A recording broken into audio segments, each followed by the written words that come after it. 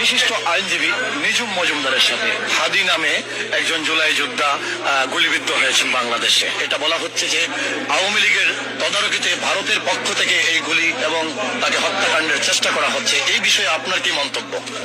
আপনার প্রশ্নটা আরেকটু আমি রিফাইন করে বলি। জুলাই যোদ্ধা না, হচ্ছে একটা জুলাই সন্ত্রাসী। জুলাইতে যা হয়েছে সেটা হচ্ছে সবই সন্ত্রাসী কর্মকাণ্ড। বাংলাদেশকে কিছু টোকাইরা এবং বিদেশি শক্তিরা দখল করেছে। আর ও যে অসভ্য নোংরা, দেখেন বাংলাদেশ আওয়ামী লীগের একটা শক্ত প্রতিপক্ষকে বিএনপি, এমনকি জামাত ইসলামী আপনি যদি ধরেন, জামাত ইসলামীর নেতৃবৃন্দকে দেখেছেন যে এই অসভ্যতা টাইপের কথাবার্তা বলতে হবে। বিএনপিকে দেখেছেন, হ্যাঁ অনেক সমালোচনা করা হয়েছে, আমাদের অনেক সমালোচনা করছেও, কিন্তু এই নোংরা এই ভয়ঙ্কর ভাবে কথাবার্তা বলে নাই।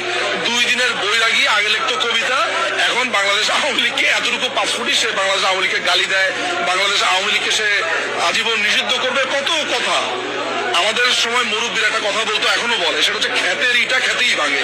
সুতরাং ও যাদেরকে নির্বাচনী প্রচারণায় লাগিয়েছে, ওর বন্ধু বান্ধবরা এই টাকা পয়সার ভাগ বাটানোর জন্য ওকে গুলি করেছে। তাহলে কে করবে? ও নির্বাচনী প্রচারণা যারা করছে তারাই তো গুলি করেছে। এখানে বাংলাদেশ আওয়ামী লীগ আর ভারত করতে গেল। আপনারা দেখতে পেয়েছেন না যে তার সাথে যারা প্রচারণা করছিল?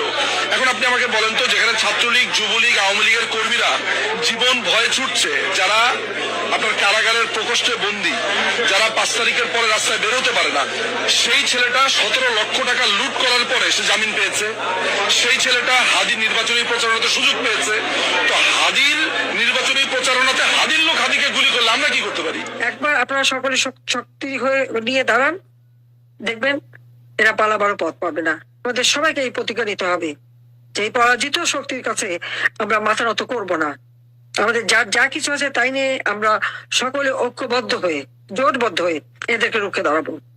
একবার আপনারা সকলে শক্তি হয়ে নিয়ে দাঁড়ান, দেখবেন এরা পালাবারও পথ পাবে না।